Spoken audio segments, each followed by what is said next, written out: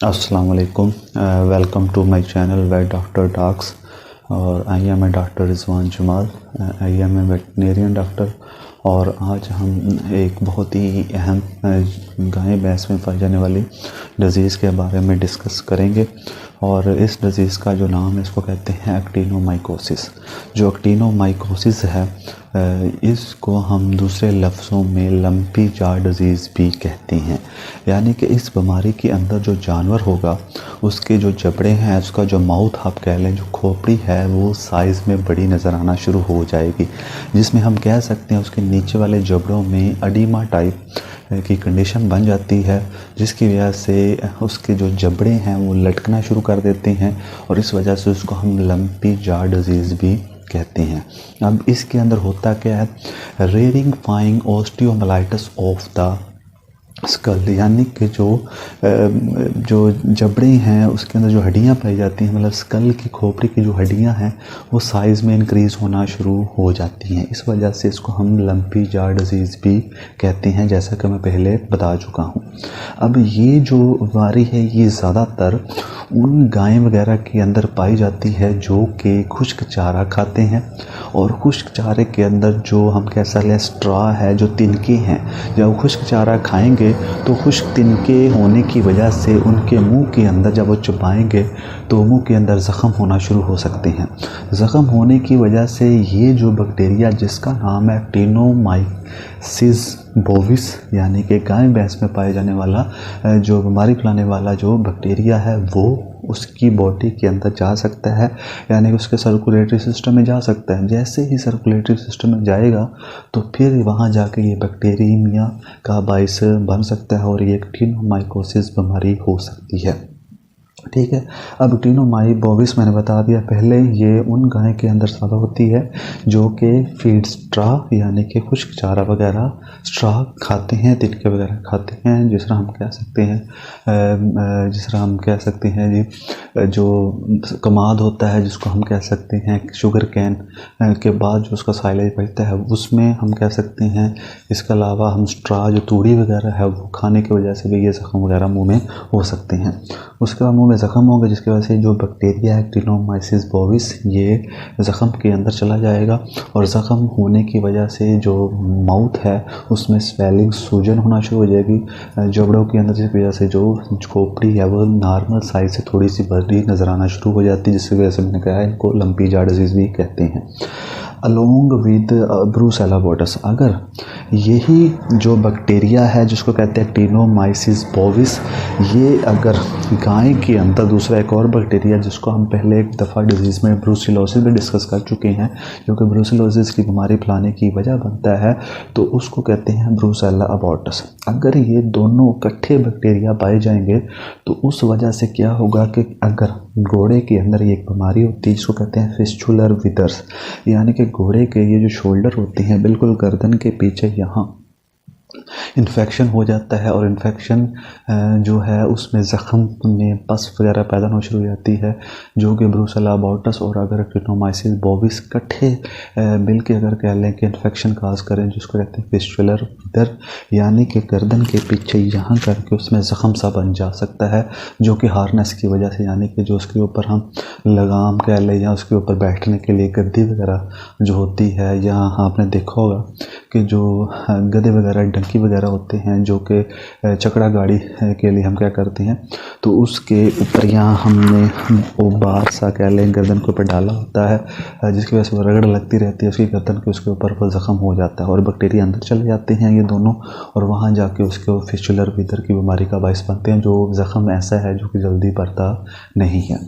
उसके बाद नेक्स्ट हम बात करें कि ये स्पोरेडिक डिजीज़ है, यानी कि अचानक जानवरों के अंदर ये फैलती है और एक जानवर से दूसरे जानवर में ये जा सकती है।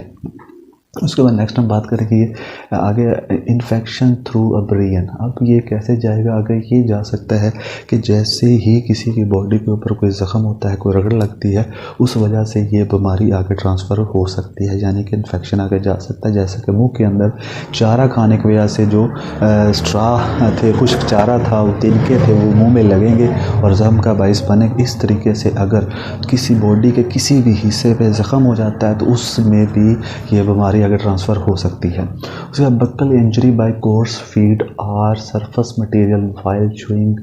उन्होंने कहा है कि उसके बाद जो नेक्स्ट है वो ये है कि अगर खुश्क चारा खा लिया जाए या जिस तरह हम कह लें कि चने हैं या हार्ड फूड खाने से भी मुंह के अंदर इन्फेक्शन हो सकता है चबाने के दौरान, और उससे भी आगे बैक्टीरिया ट्रांसफ़र हो सकता है।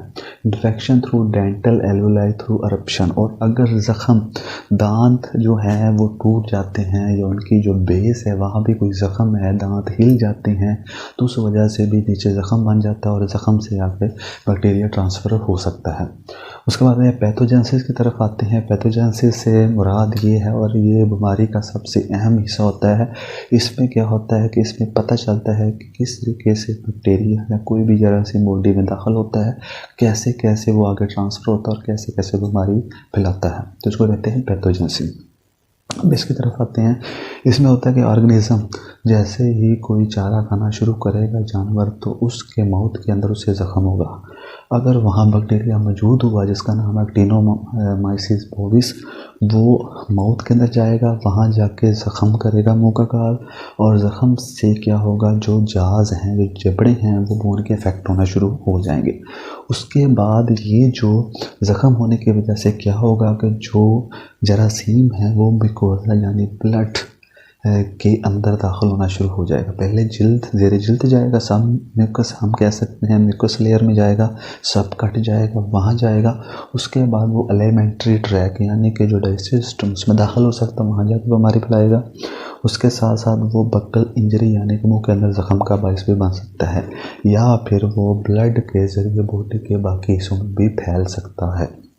और अगर हम कह सकते हैं कि जाज़ जो हैं वो कह लें कि अफेक्ट हो गई हैं, वहाँ की बोन्स अफेक्ट हो गई हैं, तो आपको पता है कि जब दांतों के अंदर दर्द होती है या दांत सही काम नहीं करते, जबड़ों के अंदर दर्द होती है, तो जिस तरह इंसानों के अंदर उसको खाने पीने में बड़ी मुश्किल होती है, इस तरीके से जानवरों में भी खाने पीने में मुश्किल होना शुरू हो जाती है, क्योंकि चबाना पड़ता है, चबाने के दौरान दर्द होगी। इस वजह से जो जानवर है वो स्टारवेशन की तरफ चला जाएगा, यानी कि वो खाना पीना छोड़ देगा। खाना पीना छोड़ देगा तो उसमें वीकनेस भी आना शुरू हो जाएगी। उसके बाद इन्फेक्शन इन लंग्स, और आस्ता आस्ता जो ज़ख़म है ये बहुत ज़्यादा लंग्स की तरफ, रेस्पिरेटरी सिस्टम की तरफ जाना शुरू कर देगा। नेक्स्ट हम बात करते हैं साइन एंड सिम्टम के, यानी कि अलामात क्या क्या होती हैं जब ये बीमारी किसी जानवर के अंदर पाई जाती है। तो उसमें सबसे पहले आता है लेन इनिशियली हार्ड एंड पेनलेस। तो पहले जो मुंह के अंदर ज़ख़म बनेंगे वो क्या होंगे, सख्त होंगे, ठीक है, खुरदरे से होंगे, और वो पेनलेस होंगे, यानी कि दर्द कोई भी जानवर को महसूस नहीं होगी। लेकिन अगर मुसलसल जानवर ऐसी फीड खाता रहेगा तो ये जो ज़ख़म है ये रसना शुरू कर देंगे, ठीक है, कच्चे हो जाएंगे, और उसके बाद उनमें से ब्लड निकलना शुरू हो जाएगा। अच्छा, सेंट्रल मोलर टीथ, और ख़ास तौर पे जो दाढ़ें होती हैं जानवर की दरमियान वाली, उसमें ये इफ़ेक्ट करते हैं, क्योंकि वहाँ चुबाना पड़ता है और वहाँ ये ज़ख़म ज़्यादा हो सकते हैं। Large mass on the surface of the jaw, और बहुत ज़्यादा जगहों पे ज़ख़म होना शुरू हो जाते हैं, और उसमें से येलो कलर का थिक, बहुत ही गाढ़ा सा पस से निकलना शुरू हो जाती है, जिस तरह सल्फर ग्रैन्यूल्स भी कहते हैं। उसके बाद मुंह से गंदी बदबू आना शुरू हो जाती है, जिसको कहते हैं हेलाटोसिस। लूज टीथ, जो टीथ हैं, जो दांत हैं, वो बहुत ढीले से होना शुरू हो जाते हैं। उसके बाद हाइपर सैलिवेशन एंड डिस्फेजिया, और बहुत ज़्यादा मुंह में से पानी आना शुरू हो जाता है, निगला नहीं जाता, भूख लगना बिल्कुल बंद हो जाती है। अब ये तो था, हम कह सकते हैं साइन सिम्टम। और अगर हमने इस बीमारी को डायग्नोज करना है तो डायग्नोज या तो हम हिस्ट्री की बेस पे करते हैं, साइन एंड सिम्टम की बेस पे करते हैं, या फिर हम अगर मुकम्मल तौर पे हमने इस ऑर्गेनिज्म को आइडेंटिफाई करना है तो फिर हम ब्लड टेस्ट करते सकते हैं या कोई भी एक्सपेरिमेंट हम कर सकते हैं। डायरेक्ट इसका स्वैप लेके पस का उसको लैब के अंदर टेस्ट करेंगे, उससे हमें पता चल जाएगा कि इसके अंदर क्या टेनोमाइसिस बोविस है कि नहीं है। तो इस तरह से हम इस बीमारी को डायग्नोज कर सकते हैं। उसके बाद आते हैं इसकी ट्रीटमेंट की तरफ। ट्रीटमेंट कैसे की जाती है? तो सबसे पहले हम कह सकते हैं आयोडीन एंड सल्फर थेरेपी की जाती है। स्ट्रेप्टोमाइसिन एंटीबायोटिक है, इसके लिए बहुत ज़्यादा यूज़ की जाती है और बहुत ज़्यादा इफेक्टिव भी होती है। उसके बाद लीम जो है, सबसे पहले हम क्या करते हैं, जहाँ मुंह में ज़ख्म होते हैं उसको हम ASD करते हैं, एंटीसेप्टिक थेरेपी करते हैं, यानी ज़ख्म को साफ़ करेंगे पाइडियम से, उसके ऊपर कोई मतलब एंटीबायोटिक लगाएंगे जिसकी वजह से ज़ख्म जो साफ़ रहेंगे वो रसेंगे नहीं, ना ही उनमें मज़ीद इन्फेक्शन बढ़ेगा। उसके बाद हम क्या कर सकते हैं, पोटाशियम आयोडाइड इसको देनी चाहिए 4 से 8 ग्राम डेली ओरली, यानी कि अगर हम पोटाशियम आयोडाइड इसको मुंह में डाल लेंगे, ओरली डालते रहेंगे, जो कि 4 से 8 ग्राम डेली हमें इसको मुंह के ज़रिए इसको देनी चाहिए, ओरली पिलानी चाहिए ताकि ज़ख्म जो है वो ठीक रहे। उसके बाद हम इसको सोडियम आयोडाइड भी दे सकते हैं और ये आपने देनी है 15 से 30 ग्राम। 15 से 30 ग्राम जो है इसको आपने 250 से 500 ml वाटर, जो डिस्टिल्ड वाटर होगा, उसके अंदर मिक्स करना है और उसके बाद आपने उसको इंट्रावीनस यानी कि वीनस वरीद के अंदर आपने लगा देना इंजेक्शन, और उसको कह सकते हैं इस तरीके से आपने लगानी है।